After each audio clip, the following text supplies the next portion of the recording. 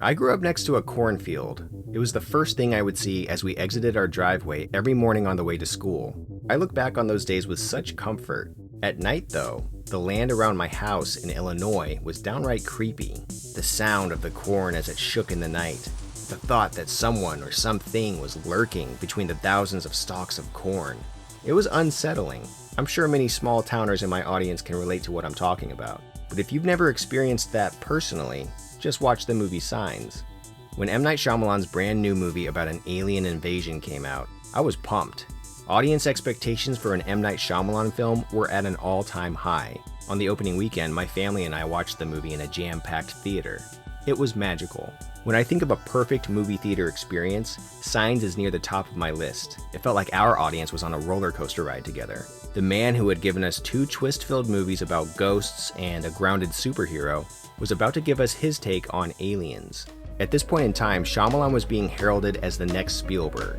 Looking back now, you may scratch your head at that thought, but to people back in 2002, it was starting to make a ton of sense. So sit back, relax, grab an Armageddon-sized dinner, and let's go back in time to understand what it was like to be the biggest director on the planet with M. Night Shyamalan's Signs.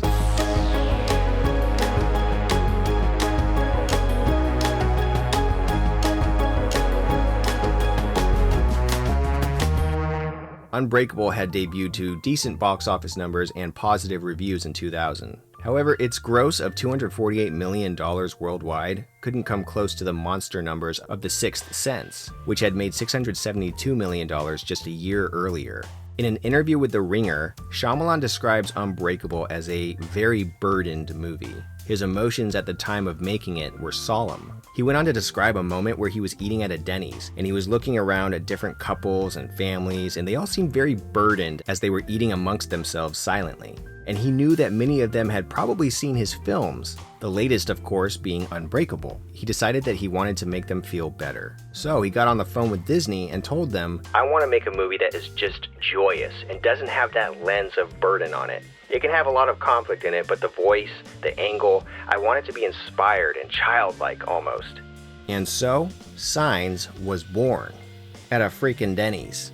I love Denny's, by the way. Next time you're there, order the Santa Fe skillet and a milkshake. And no, I'm not sponsored by Denny's. Yet. At the time, M. Night Shyamalan was being courted by two major franchise properties. He was being sought after to direct Harry Potter and the Sorcerer's Stone, which he turned down. He was also in talks to write the fourth Indiana Jones movie, by none other than his childhood hero, Steven Spielberg. The partnership ultimately never came together, and Night felt that it was the wrong project for him anyway. He of course decided to do his own original film, Signs. But let's think about this for a moment. The new Spielberg had a moment in time where the OG Spielberg wanted to work with him. How crazy is that? It must have felt like a full circle moment for Shyamalan, you know? When he was a little boy, Night saw Raiders of the Lost Ark with a friend, and it changed the course of history for him. In an interview with the online business journal Knowledge at Wharton, Night talks about his fateful movie theater experience. Do you recall the moment when you knew you wanted to be a filmmaker?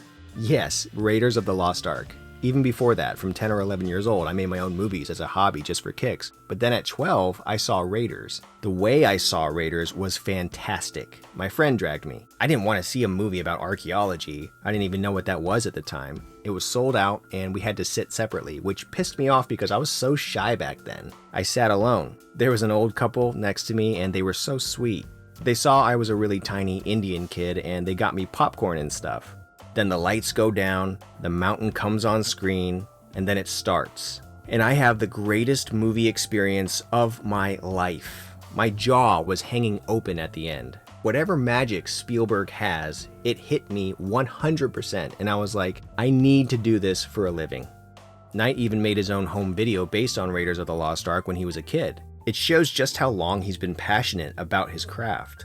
By the way, a fun tradition that Night started with the Sixth Sense DVD was the inclusion of a personal home video from his early film catalog. On the Signs DVD, he included a short clip of his first alien invasion movie. It's so goofy. Basically, a young Night gets attacked by a tiny remote-controlled alien. I love how clunky and slow the creature is. It even stops, backs up, and redirects because, well, it's a remote control car. I miss DVD features like this. Younger generations don't know what they're missing.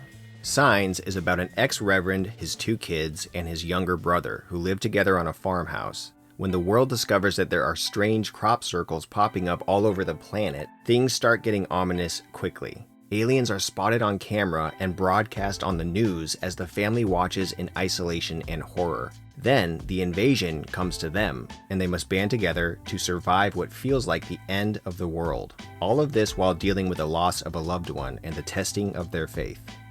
Before filming began, Knight and company had their work cut out for them. After Shyamalan is done writing the main script, he starts making a visual script. It contains detailed drawings of every frame of the movie. It took 3 months of intense work with storyboard artist and second unit director Brick Mason. The storyboard is then used to communicate the look and feel of the movie in the fastest way possible to the rest of the production team. It helps them know what props to make, what sets to build, and eliminates wasteful filmmaking. It was doubly important on this movie because it required something that The Sixth Sense and Unbreakable didn't: CGI. Shyamalan wasn't into CGI at the time. However, he was willing to give it a try to bring his aliens to life. Even though you don't see the aliens much in the movie, we're talking under 5 minutes of screen time here, the times you do are effective, especially with the creative ways that Shyamalan chooses to reveal them, whether it's one body part at a time, or in the shadows, or through the black screen of a television set, or a simple camera or prop movement. I love that Shyamalan finds creative ways not to show the aliens. It creates more suspense. Knight had to get used to the fact that CGI made everything twice as difficult and twice as long to accomplish. He needed to know what the look of the aliens were and how much they were going to be on screen months in advance. After a lot of development, the team at Industrial Light and Magic finally came up with the look of the aliens, although it would continually evolve all the way through post-production. Originally, it was intended for the creatures to have a more feminine movement to them. A female stand-in provided the basis for this movement early on, but after some screen tests, they decided to hire a bigger male actor to give the movements a more imposing and almost drug addict squirminess. Knight also originally planned for the aliens to have a cloaking device that made them nearly invisible, but he didn't like how it was turning out, so he and ILM went with the more subtle effect of skin camouflage for the film. Most of the movie was filmed on location in Bucks County, Pennsylvania, on over 40 acres of land provided by an agricultural college. There were already different lengths of corn all over the location, but the production team had to grow a brand new crop specifically for this movie. In fact, the film crew developed a new method of watering that was so successful at producing large stalks of corn that the college decided to study and use the technique for their own purposes. Signs, bringing scares and corn watering techniques to a city near you. The Hess family home was built from scratch. The production designer, Larry Fulton, and M. Night Shyamalan wanted the house to represent America. They even had a color scheme of red, white, and blue applied to it. I guess the idea was that the house and the family inside it represents America under attack, and America survives by banding together against all odds. Look, if you have a better interpretation of this, let me know in the comments. All the crop circles shown in the film were created in real life without using CGI. Imagine coming to this epic set on a crisp early morning and knowing you get to shoot a movie on this gigantic, life-size location. Lucky? Yeah, that's right, I did a Napoleon Dynamite voice. Now, it was time to fill in the cast. Signs was like a breath of fresh air for Shyamalan, especially because he had a new leading man in Mel Gibson. Gibson was incredibly popular at the time. In 2000 alone, he starred in 3 blockbuster movies: Chicken Run, The Patriot, and What Women Want. He was also an accomplished director, having helmed The Man Without a Face and Braveheart. 2 years after Signs, he would direct The Passion of the Christ, which became the highest-grossing independent film of all time. But, can you picture Paul Newman or Clint Eastwood in the role? Well, Shyamalan could, but they both turned it down. They seem way too old to have such young children in the film, don't they? Gibson was a much better choice. Joaquin Phoenix, who had just played the Emperor in Gladiator, was a fantastic addition to this movie. Everyone could tell this dude was going places. He plays Graham's younger brother Merrill. He was likable, funny, and as always, a flawless actor. And he and Gibson do pass as brothers, don't you think? Also, I recently found out that he wasn't the first choice to play Merrill. Originally, Mark Ruffalo had been cast in the role. Unfortunately, Ruffalo had to drop out because he was getting a tumor removed from behind his ear. Luckily, it turned out benign and he eventually made a full recovery. We got the very endearing Cherry Jones playing Officer Carolyn Paskey. This role required an actor that could be humorous, caring, and emotional. This was the first movie I saw her in, and she's just one of those people where you say, I like her. She also had a prominent role in The Village 2 years later. Abigail Breslin and Rory Culkin were the perfect kids to round out the cast. Say Rory 3 times. Rory, Rory, Rory. Oh, well, okay. This was Abigail's first film role, and she would also go on to be nominated for an Academy Award in 2007 for Little Miss Sunshine. Remember when Haley Joel Osment was nominated for an Oscar for The Sixth Sense? I guess you could call that the M. Night effect. Or you don't have to, but... Rory was just starting to distinguish his career apart from his older brothers. Up until Signs, he had played a younger version of Macaulay in Richie Rich, and a younger version of Kieran in Igby Goes Down. But it was the movie You Can Count on Me that got M. Night Shyamalan's attention, which is why he originally hired Rory and Mark Ruffalo before Mark had to drop out. Night would also hire someone very close to him for the role of Ray Reddy, himself, but we'll get into that in a bit. The first day of filming was September 13th, 2001, just 2 days after the 9/11 attacks. The world was reeling. We were shocked as a nation and feeling uncertain about how safe we really were in our own country. During the years that followed, there was a sense that Americans were starting to come together again after taking each other and their country for granted. This movie was a product of that time. There was a feeling that we needed to have faith in something bigger than ourselves. At least that's how I felt about it. Believe me, it was in the ether at the time and no doubt had an impact on the success of this film. It also had an impact on the filming of Signs. On the first day of production, Night wanted to break the ice by diving right into one of the most pivotal moments in the movie, the crash site of Graham's wife.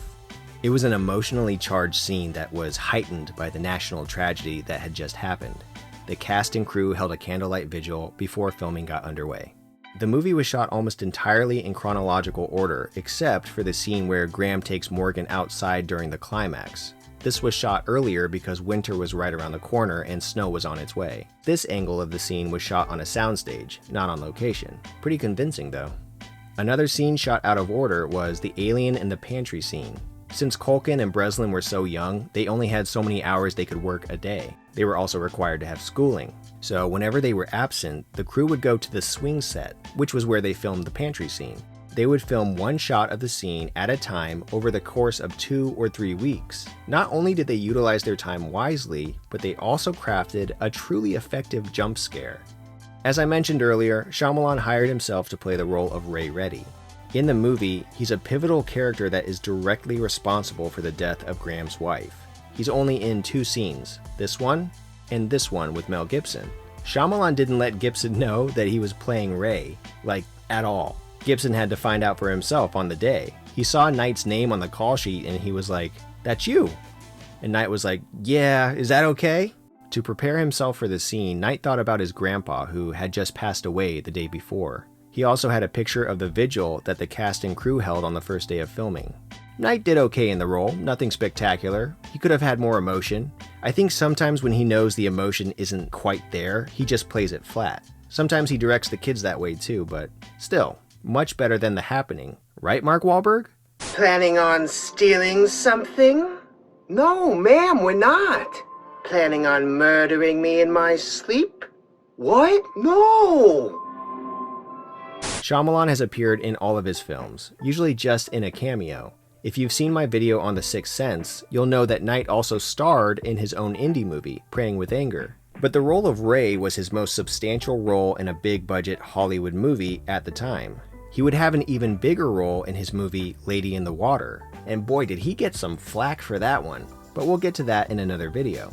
The last shot of the film was take 6 of this scene. Graham, with his now restored faith, dressed in his clergy outfit, gets ready to lead a Sunday service on a hopeful, wintry day. Fade to black. This movie is the most popcorn movie of Shyamalan's entire career so far. It packs a wallop. From the moment the opening titles appear on screen, you're teased with what kind of adventure you're about to go on. James Newton Howard's music soars with an old-school blockbuster feel that gets you pumped for what's ahead, and you barely realize that you're just watching the opening credits. I feel like this is James Newton Howard's most iconic work to date. I love this part on the DVD making of featurette. Shyamalan keeps trying to get James to tell the orchestra to just say 5% more love. And you can tell Howard doesn't want to, but when he finally gives in and tells them 5% more love is the direction, I smile big every time.